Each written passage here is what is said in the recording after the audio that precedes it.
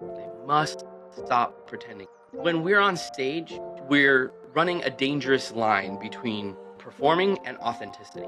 Because hopefully, as worship leaders and members of our worship team, we genuinely feel and genuinely internalize the words that we're singing and what it is we're doing in that moment when we're serving on a Sunday.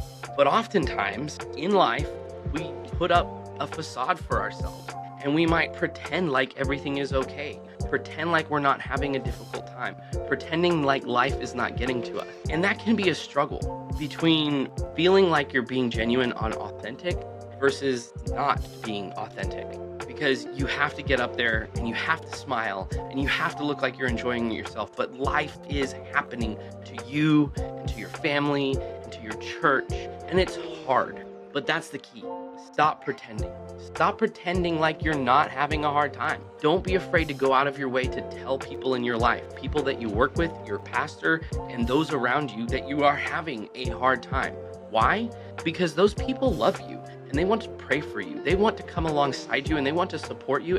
So my encouragement with you, don't pretend in the times when you need to be authentic and when you can be vulnerable. And that by doing those things, it actually empowers you to be less of a pretender when you step out on stage. Another thing worship leaders must stop chasing is an obsession with professionalism. Here's what I mean. When you have an entirely volunteer team made up of a bunch of different musicians, some of them professional and some of them not. Some of them are just lay people who do it because they love it and it's a part of their life. The expectation cannot be universally that all of your people have to be at the same level. And this applies to professionalism because when we're talking about professionalism in music and worship leading, we're talking about the basics.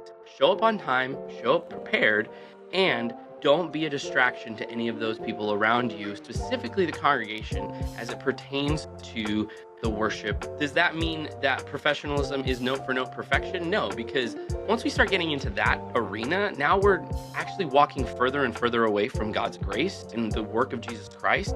And again, into that dangerous territory of pride and arrogance that we as worship leaders, we as a worship team or team members have something to do with what is happening in church and what God is doing in there.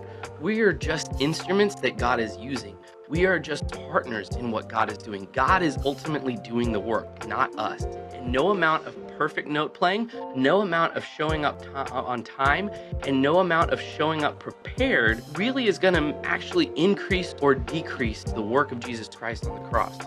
Now, is that an excuse for us to be lazy, to not be prepared, to not show up on time? No, actually, by doing those things, we are actually showing our fellow brothers and sisters in Christ who are serving on the team that this matters to us, that we understand that it is bigger than us.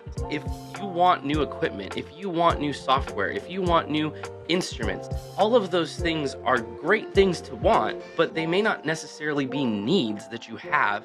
Maybe you conceive of needs that you have, i.e. maybe you want a songwriting culture in your church. Wanting that or any other kind of culture shift in your church needs to be thought through, needs to be discerned, needs to be discussed with your pastor. If some of those wants come with monetary tags, they definitely have to be talked about with your pastor or your elder board. And you have to do the research, do the grunt work, and do the conversational pieces with those in charge and who make the financial decisions. Having a want is great. Communicating why that want is important is not always compelling enough a reason to spend money. But if it's a need and you can prove with facts and evidence worth the investment, and if you've done the research on the back end, then you actually come to the table a lot more prepared, and you'll probably find over time that your pastor and your elder board trust you more and more with those kinds of decisions when you come to the table, the more often you do it.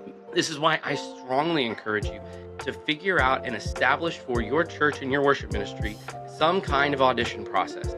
Because part of the process of auditioning a person is having conversations with them that are very practical and give you an idea of where their character is.